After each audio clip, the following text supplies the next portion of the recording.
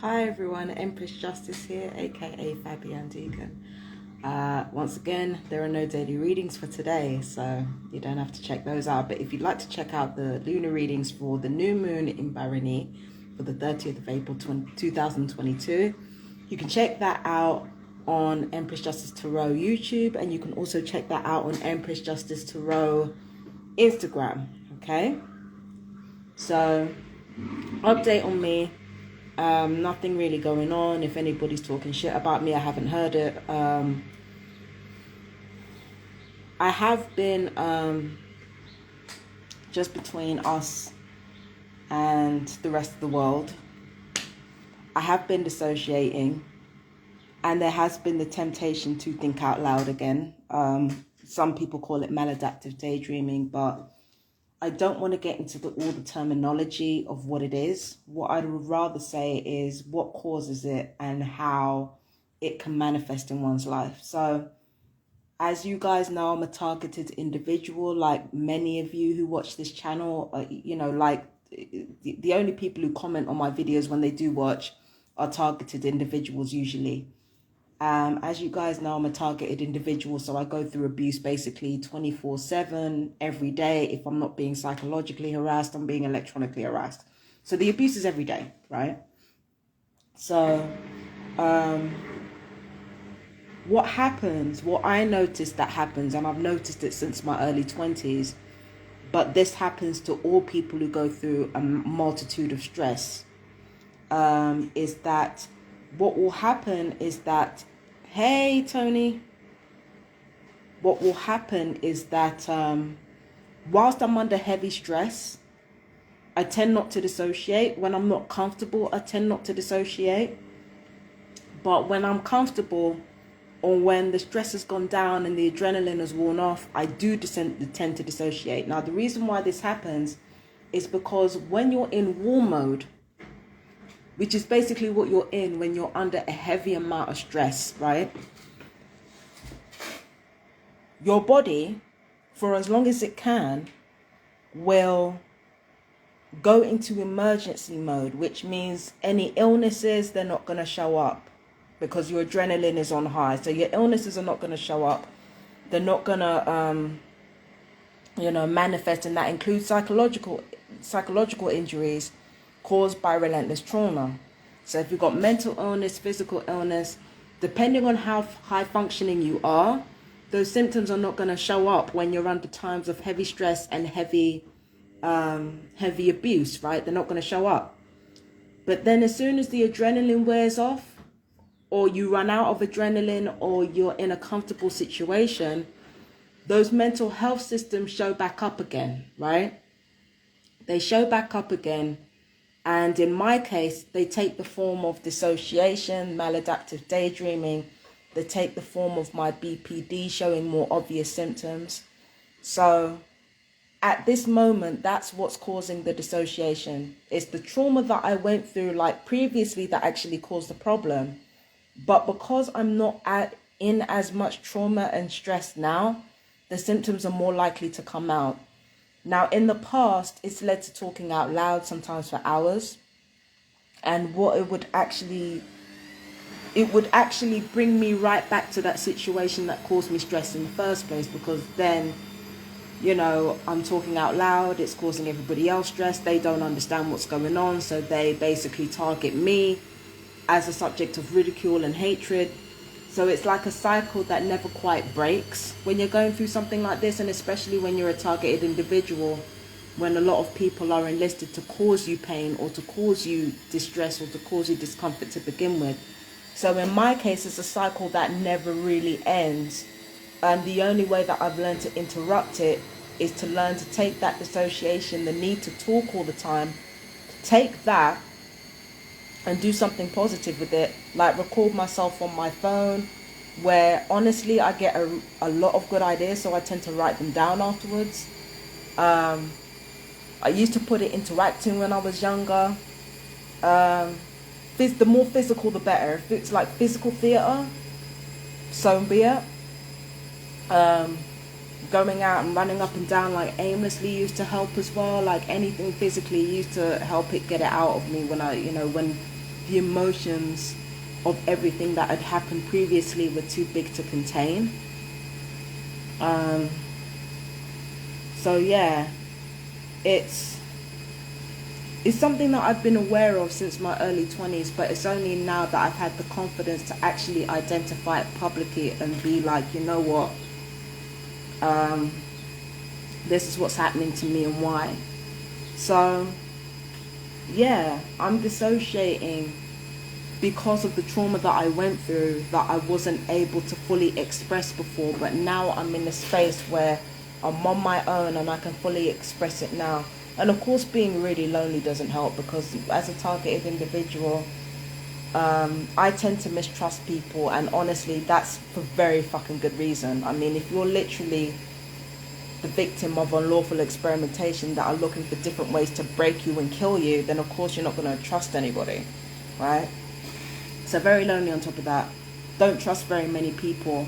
And the few people that I do talk to, I can't tell all of them about what's going on with me because they're not going to understand. So I'm very isolated, like emotionally, not so much physically, but emotionally isolated. Then on top of that, my brain is processing the trauma of everything that happened to me previously when the abuse was on high.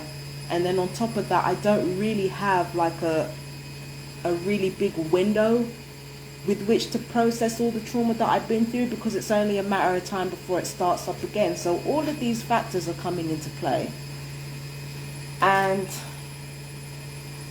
the truth is that as lonely as it is being on my own, it's because that I'm on my own why I have the space and the room to process this in the first place. It's because I've been on my own that I've had the room to actually get through all of this and to process it in my own way at my own time. So being alone, as horrible as it is, it really helps. And I'm isolated too. They're jealous cowards and interfere with me having relationships. This girl recently sent me provocative photos and then stopped talking to me overnight. They got to her. Yeah.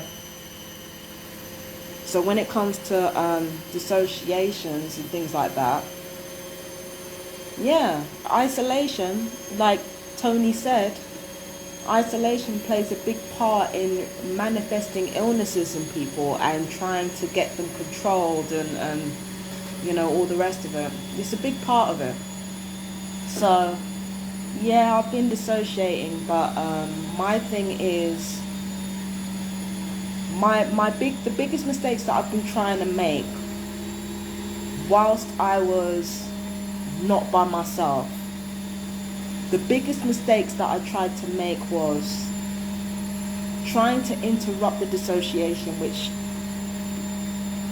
yeah, Tony said he dissociates too, yeah.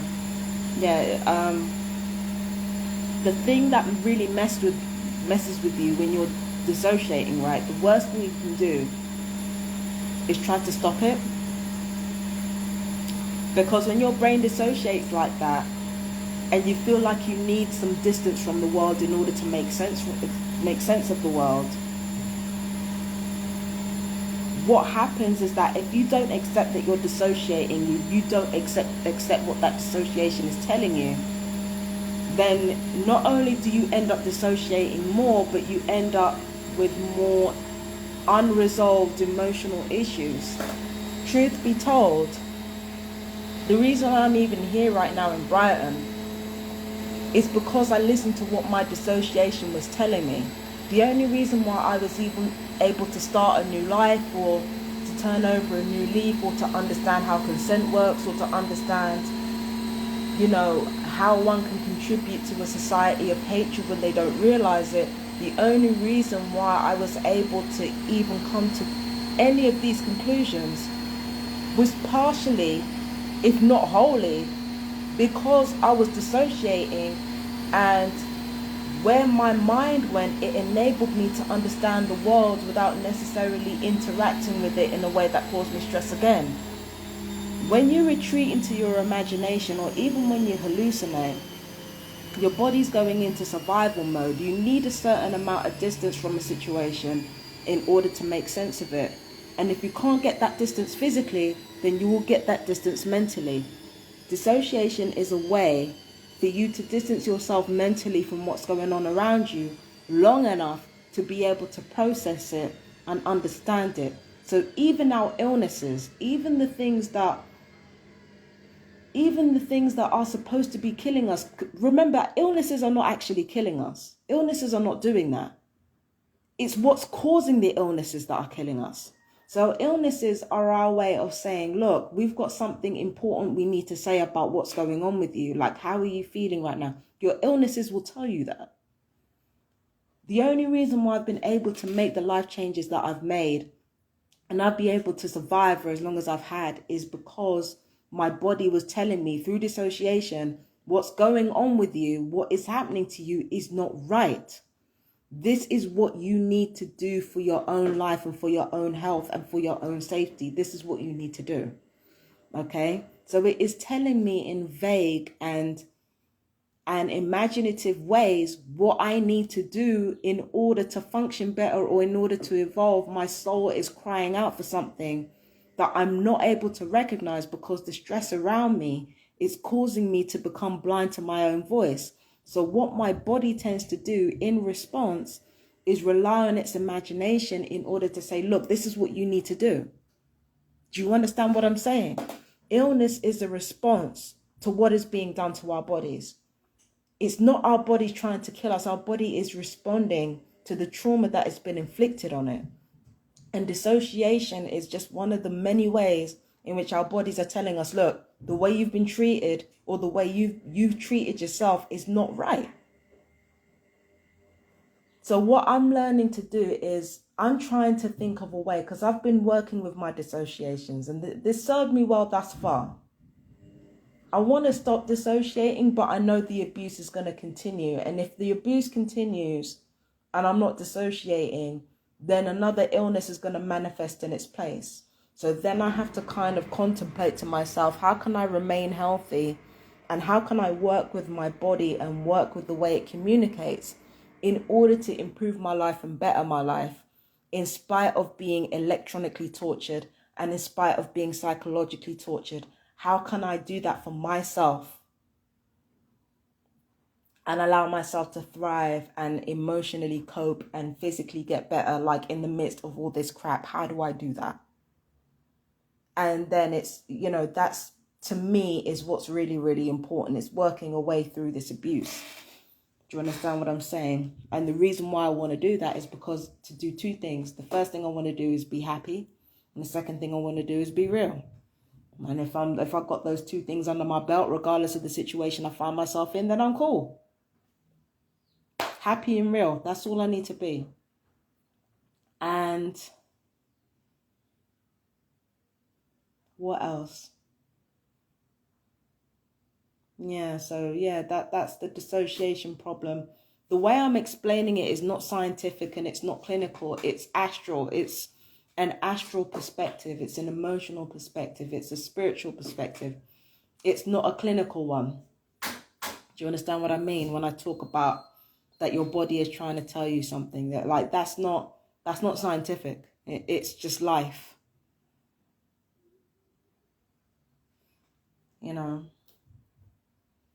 I was also thinking about the nature of justice. There are certain people who think that when it comes to a certain situation, that vengeance is the only way to go. And then there are other people who think restorative justice is the way to go. I'm personally of the mindset that just like anything in this life, justice is multifaceted. And it can happen in a number of ways. Spirit itself demonstrates that every day. Justice is a multifaceted thing. Sometimes spirit is restorative. Sometimes spirit is vengeful. Sometimes spirit is lenient. Sometimes spirit is strict. And it responds to what you give it. It doesn't respond to what you give other people. That's the thing that most people miss, actually, is that spirit does not respond to what you give other people. Spirit responds to what you give it. And once you realize that, it makes you realize that actually, no, it's not God or spirit or anything that's responsible for dispensing justice in a fair and measured way. Like, we're responsible for that. And on top of making sure other people do the right thing, we have to make sure we do the right thing. And then when we do that, we realize that justice is not always going to happen one way. Sometimes justice is restorative, meaning you don't get justice through revenge. You get justice through forgiveness and working through why the person is the way they are, which takes longer, but is actually a lot more effective. And then you've got justice in the vengeful sense, an eye for an eye, leveling out the playing field emotionally, which works in the short term, but doesn't really work in the long term. Yeah, there are lots of different types of justice, but everything in this life is multifaceted. It doesn't just happen one way. And that's a difficult lesson to learn. But the thing is, we do have to learn it if we're going to protect people in this world, if we're going to protect, you know, people who have had wrong done to them. If we're going to protect them and do what's right for them, we have to realize that justice is not straightforward. And, you know, humans trying to simplify what we've already complicated, it ain't going to work like that. You know, my justice, for example, the people that were, you know, that were awful to me when I was living in London, they're still stuck in the same place, not really getting ahead in life. I've moved here to Brighton, and even though I've been treated like arguably worse here than I was in London, I made an entirely new life for myself, and I look better, smell great most of the time. My familial relationships are healthier. I'm happier. I'm not happy. I'm not saying that I'm happy, but I'm happier. Yeah. So like, Spirit's justice wasn't to have me hurt the people the same way they hurt me. Spirit's justice was to restore me and to leave them to the world that they so vehemently fought for, which, as it turns out, was very small and very limiting. So the justice that was, you know, that was enforced with my life, my world got bigger, my horizons got bigger. I found more purpose in my life, greater purpose, more authenticity in my life. That was my justice. That was justice that was given to me. And the justice that the other people got, the people who hurt me, they got to stay in that same small world that they fought for. Never really getting anywhere too tough, in spite of having, humiliated and berated and, mobbed a person that they thought was lower than themselves. Where did it really get them? And when I go back to those neighborhoods, they're afraid of me because of what they know now. So what did they really get out of it? They didn't get anything out of it. I'm not saying that I got everything. I fucking struggle in my life. Like, I've got people that are harassing me all the time. My landlords are shit. And, on top of that, the council are always playing games. But when I think about what I've actually done, you can't tell me that isn't justice. You can't tell me that isn't justice. The amount of shit that I've been able to do and that I'm still doing, I haven't even started yet. You can't tell me that's not justice. You can't tell me that's not justice. And given that I've hurt people as well, it's a better life than I deserve. But again, I haven't even started yet. I ain't even started yet. Trust me. Trust me, I ain't even started yet. But justice has its own way of manifesting. And when you're in pain and people are hurting you and they're taking pleasure in hurting you, the only thing that you can think about is hurting them back. But then when you step away from the situation, this is what I dissociated in my mind, by the way. Everything that I'm talking about, it came from my dissociation. This is why it's useful. Because when you're in pain and people are hurting you and they're getting pleasure, even though it's superficial pleasure, out of hurting you, All you can think of is getting them back because you feel like they've taken a piece of you, but they haven't taken a piece of you. The only thing that's happened is that they've ensured that they will doom themselves to have nothing more than the same in the future. I got that from A Secret, but like I paraphrase A Secret. But like they've only, you know, they've just doomed themselves to have nothing more in the future. That's all they've done. They're fighting this hard over to retain a small piece of land that doesn't even like them, doesn't even value them. Why?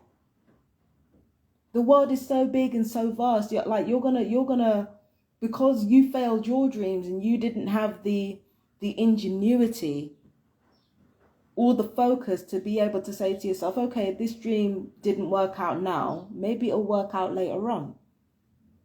There's a robin looking at me. What is it, a robin? It looks like a sparrow. It was looking right at me. Anyway, so yeah, just because your dreams didn't work out, you wanna fight to keep that little corner of land that doesn't like or value you in order to down someone else. You get what you ask for. You get what you ask for. I'm just saying. So for me, justice is being able to see how much bigger the world is than I thought, and being able to be in places that make me happy and that enable me to see myself for who I really am, which is why I like myself a lot more than I used to, because now I'm seeing the real me, and I'm honestly, I fucking like that person. I really do like that person. I mean, I oscillate between saying, oh, I love it. No, I like myself. I think I'm a cool person. But, you know, I've been able to see that the world is so much bigger than my front door. I've you know, again, I haven't even started yet. And I'm doing 2 businesses. Now, don't get me wrong. Empress Justice Tarot, I ain't hitting it like that. Like, I've got 161 followers. It oscillates between 160 and 161. I've got like, how many followers? I've got 41 subscribers on YouTube. Where I call it there, I've got 60 followers on, or 60 likes or 60 followers on Facebook. And hold on, so 161 Twitter, 41 YouTube, 60 on Facebook, and 107, I believe, on Empress Justice Tarot Instagram. So I'm not hitting it like that. You know, honestly, the reason why I started Empress Justice Tarot was more to learn than it was to work. So I was working to learn. Right now, I'm working to learn rather than earn. And if I get any donations here and there, I'm very, very grateful for that. But for the most part, no, I'm not getting clients. I'm just doing it so that I can learn the ins and outs of what I like to do. And I take pleasure in that. And there's another business interest that I'm getting into. I'm not revealing too much about that. I'm playing my cards close to my chest. But all of these things that I'm doing, finding out what I'm really capable of and finding out exactly what I'm made of, like, I live for this. And this is what Spirit has seen fit to bless me with. Apart from smelling better and having better dress sense and fucking like so many good things that Spirit has found to bestow me with, that's my justice for the life that I've lived, and I haven't even started yet. So this is exactly what I'm talking about when I say justice is multifaceted, and it doesn't always happen the same way. You want to fight for that little corner that don't even like you and that is draining the life out of you at every opportunity. You want to fight for that? Be my guest.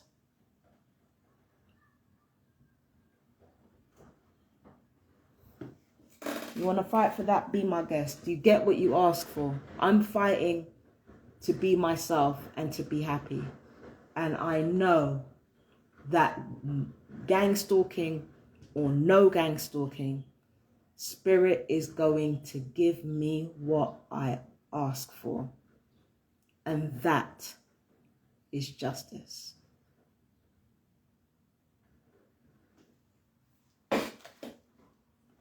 Now, I gotta go. I don't know. I've got some readings to do today because I've done May. I'm just gonna give you a little preview of what's happening in May. So this is the card I got overall for May. I got the Princess of Autumn for May. I'm gonna read it for you now. It says, happy news about your career, promotions, or scholarships. Well thought out plans that go perfectly, needing a little push to get going. Princess of Autumn is studious, responsible, cheerful, and mischievous. Now, normally, this would be the Page of Pentacles, right? But this is the Fairy Tarot from Doreen Virtue and Radley Valentine. So, instead of Pentacles, you get Autumn. So, yeah, that's a slight preview. That's the preview for the May readings. That's for the overall month, just to give you a little taste. And then I've got some other cards here that I've got to do these. These are for the 12 signs. Actually, no, it's not just for the 12 signs. They're for the moon phases as well. So I'm going to be working with these. I'm going to be writing these up. There are other ideas that I have in the pipeline. But until I find a way to kind of figure out what I'm going to do and how, I won't talk too much about it yet. But yeah, things are happening. So I'm going to go. I love you, my fellow TIs. Take care. Peace and blessings. You guys stay strong. I know you will, but this life is hell. I get it. But you are loved and you are appreciated. Please believe that. Take care. Bye-bye.